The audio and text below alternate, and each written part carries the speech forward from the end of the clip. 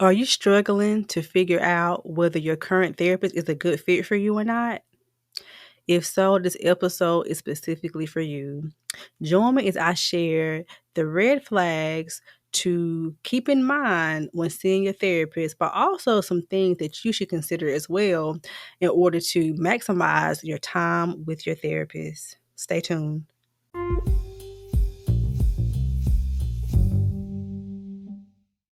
Before we get into today's episode, I want to ask you a question. Are you interested in becoming a certified Christian life coach? Then, if so, this summer, join my program to become a certified Christian life coach. My program is so robust, and every single student so far has gained so much knowledge and wisdom and insight into their purpose and what God is asking them to do. School is almost out for many children, and many parents have more free time during the summertime. So I encourage you to go to www.empowerpurposeacademy.com and download the free guide 10 essential tips for starting a Christian life coaching business. And I will also put that link for you in the description box for you to sign up. And I'm also having a promo specifically to those who are on my email list. So stay tuned to hear this episode. Talk to you soon.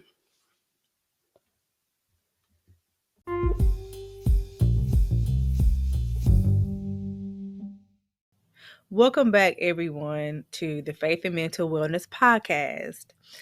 And so today, as described in the introduction, we're going to discuss signs your therapist may not be a good fit for you.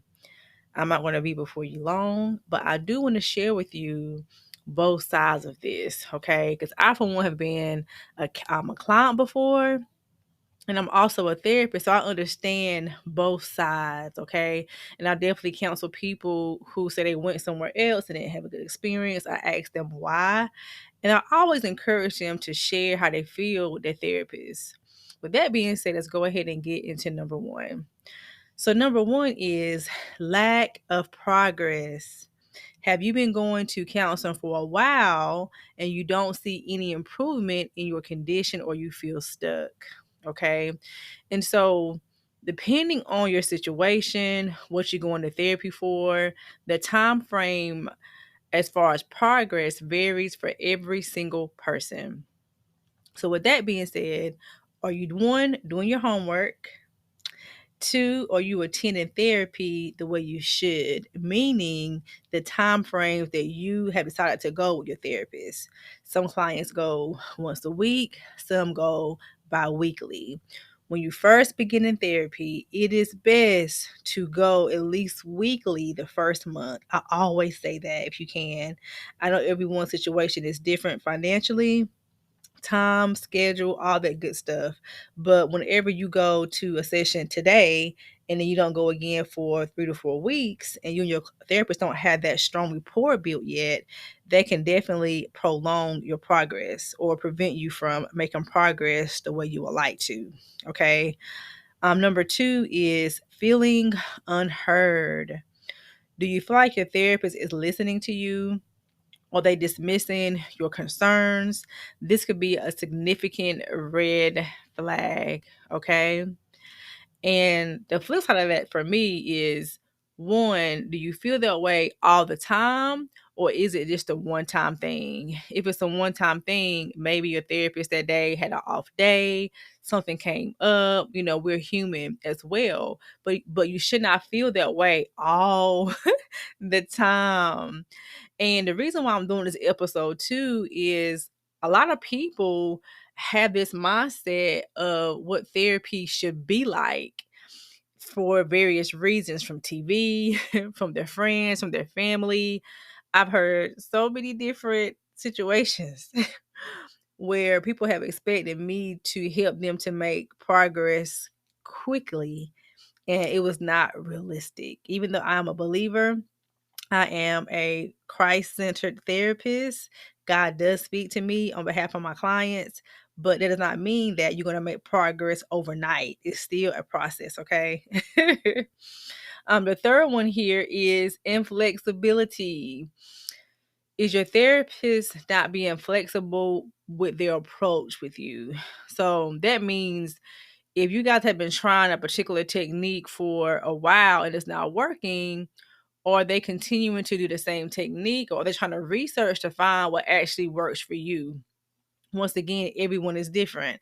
Of course, anxiety is like the number one thing people experience when they're coming to therapy. And I've never have done the same exact technique line per line with each and every single client. I have to look at their circumstances, their culture. I look at all those things. I'm not looking like, okay, here's this works for, this client. This should work for every single client. And for me, also, I get bored. So I'm always willing to try, new things to help my clients. It makes it more fun and interesting, right?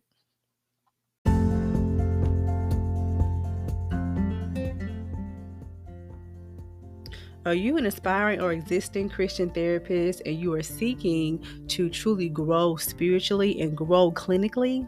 Then guess what? I have something very special for you.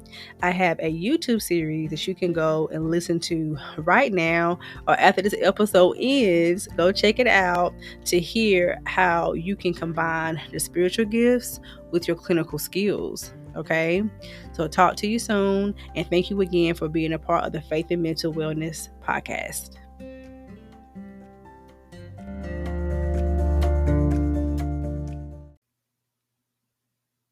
The fourth one here is ethical concerns. Okay, some of those things could be not having good boundaries, confidentiality being breached, inappropriate interactions, professional misconduct, and the list goes on.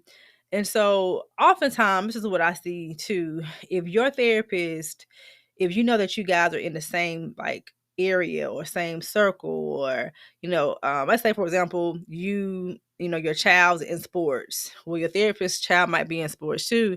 They might be on the same team. Okay.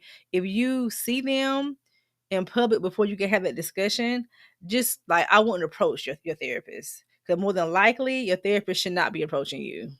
I know for me, if I'm in public and I see a client, I do not say anything to them. I look at their cues. Okay. So they come up to me and speak, I'll speak back. But also, if you can, have that conversation beforehand to discuss how you will handle that so that way it won't be so awkward in public. Okay. The next one here is lack of empathy. Okay, empathy is so important in therapy. It's very critical. Okay, I know for one, I want to see someone who is going to be empathetic. Now, the other side of that is don't expect for your therapist to babysit your feelings. Okay.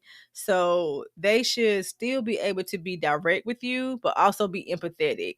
You in therapy to make progress. You're not in therapy for you to be coddled. What do I mean by that? So of course we're going to empathize with you. We're going to validate your feelings and all that good stuff. But after we do that, we got to challenge them too, so you can make some progress. So if your therapist is agreeing with everything that you say all the time, to me, that's a red flag. That's a red flag for me. The next one here could be poor communication. So where this falls at for me is, let's say that you begin therapy and you want to communicate with them in between sessions.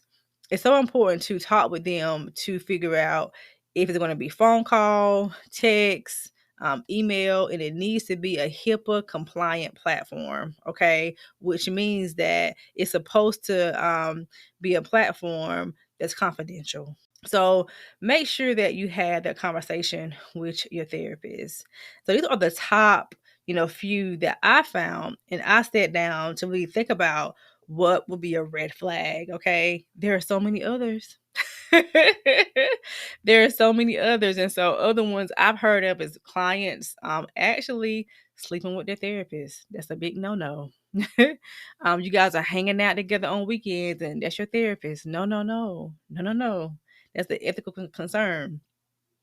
So be sure to understand your therapist role, and therapists understand your role with your client. Okay, you're not there to fulfill a void in their life, meaning that if they need a friend or someone like that, you're not there to like cling to them so much so to where the client becomes dependent on you.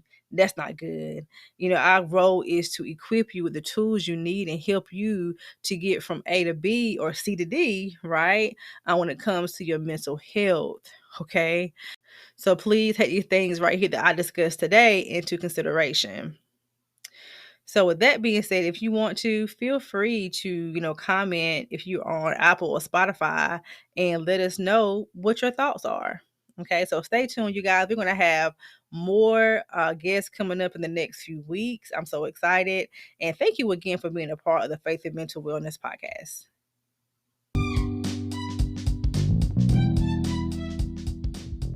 Thank you again for being a part of the Faith and Mental Wellness podcast community. Don't forget to visit www.faithandmentalwellness.fave to learn more about our directory, our virtual meetups that we have bi-monthly for healthcare professionals, and to also learn more about our trainings and other resources. Thank you again for being here, and we'll talk to you guys next time.